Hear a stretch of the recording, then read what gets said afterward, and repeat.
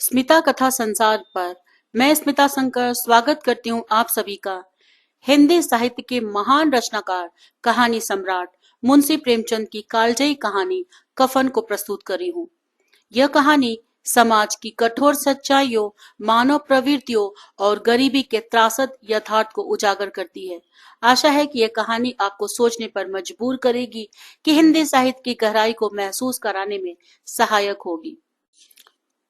कहानी है कफन। सर्दियों का समय था। एक झोपड़ी के दरवाजे पर बाप बेटा बुझी हुई आग के सामने बैठे हुए थे।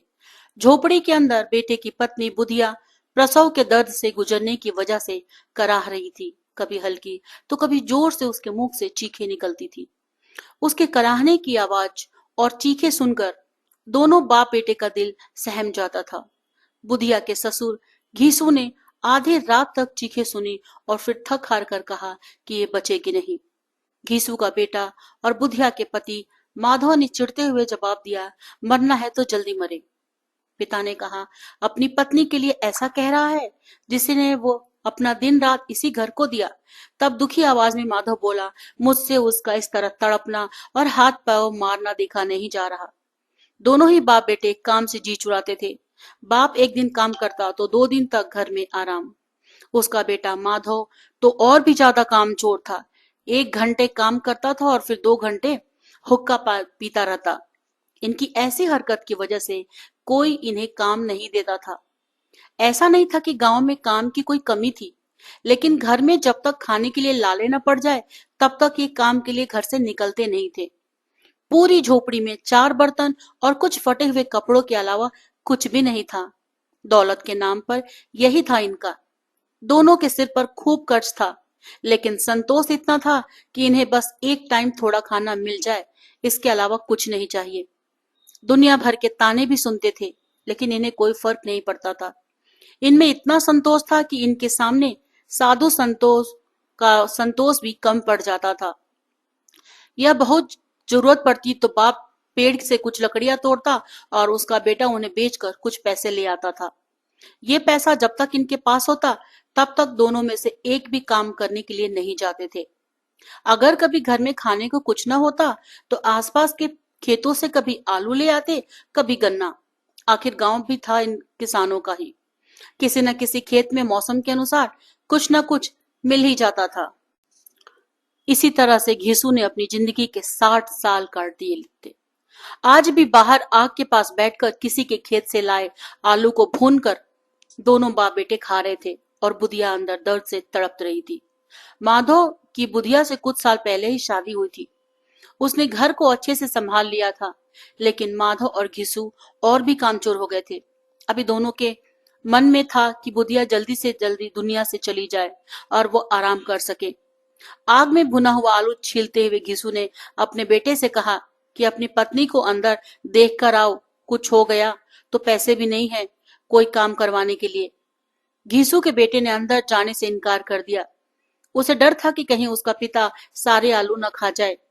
वो बोला कि मुझे डर लगता है, आप ही अंदर जाकर क्यों नहीं देख लेते हैं। माधव के पिता घिसू ने जवाब दिया, कैसा डर?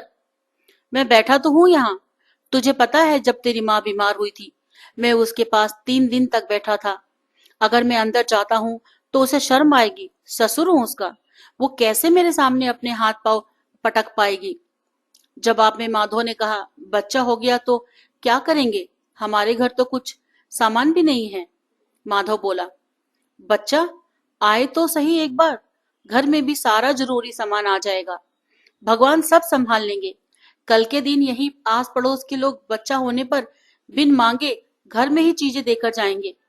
वैसे घीसू के गांव के मेहनती किसानों की भी हालत कुछ अच्छी नहीं थी। सिर्फ वो लोग ही पैसे वाले थे जो किसानों को दबाते या उनका हक मारते थे।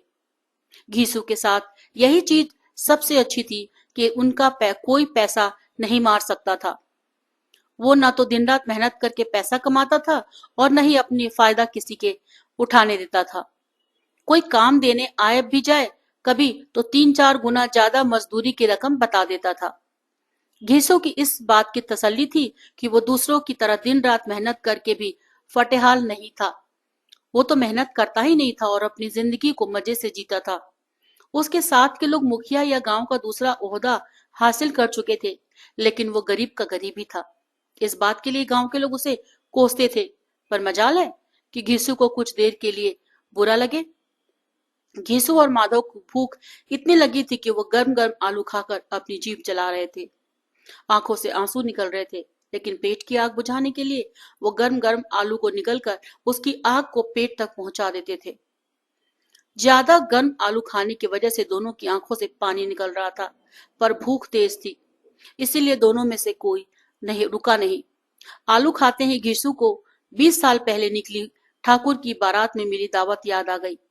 उस दावत में जिस तरह से पेट भरकर घी में तली हुई पूड़ियां, कचौड़ी और दूसरे व्यंजन खाने को मिली थी, वैसा दोबारा कभी नहीं मिला। यह सब सोचकर घिसू मुस्कुराया। तब तक आग में भुने हुए आलू खत्म हो चुके थे। अब घिसू और उसके बेटे ने हाथ धोया और दोनों सो गए।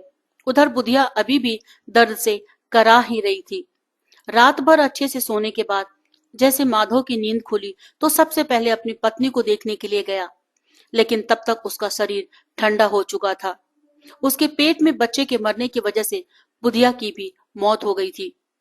माधव भागते हुए अपने पिता के पास गया और उसे बुधिया का हाल सुनाया। यह बताते हुए माधव जोर जोर से रोने लगा और उसका साथ देते हुए घिसू भी हाय हाय करते हुए अपनी छाती पीटता तो कभी सिर के बाल नोचता।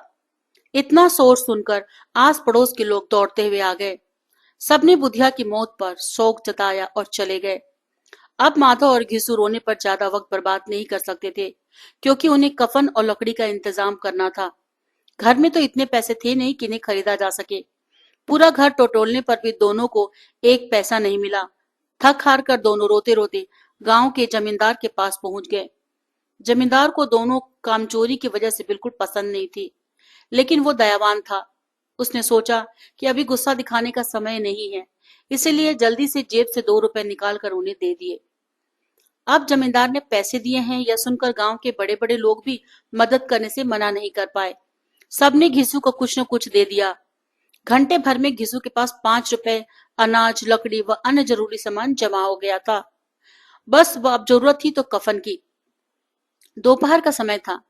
दोनों बाप बेटे कफन खरीदने के लिए 5 रुपया लेकर बाजार निकल पड़े। घिसू ने बाजार पहुंचकर कहा, लकड़ी तो मिल गई है, तो अब एक हल्का सा कफन खरीद लेते हैं। अच्छा खरीद कर भी क्या करेंगे, उसे तो जलाना ही है। अब दोनों सस्ता और हल्का कफन खरीदने के लिए एक दुकान से दूसरी दुकान तक जाने लगे, लेकिन उन्हें सस्ता कुछ भी नहीं लगा। तभी माधव ने कहा, कैसा रिवाज है, जिस औरत को जिंदा रहते हुए अच्छे कपड़े पहनने के लिए नहीं मिले, उसे मरने पर नया कफन उड़ाना होगा। ये 5 रुपए पहले मिलते तो अच्छे से दवाई कर लेते, शायद आज वो जिंदा होती। सूती, रेशम, हर तरह का कफन दोनों बाप बेटे देख चुके थे।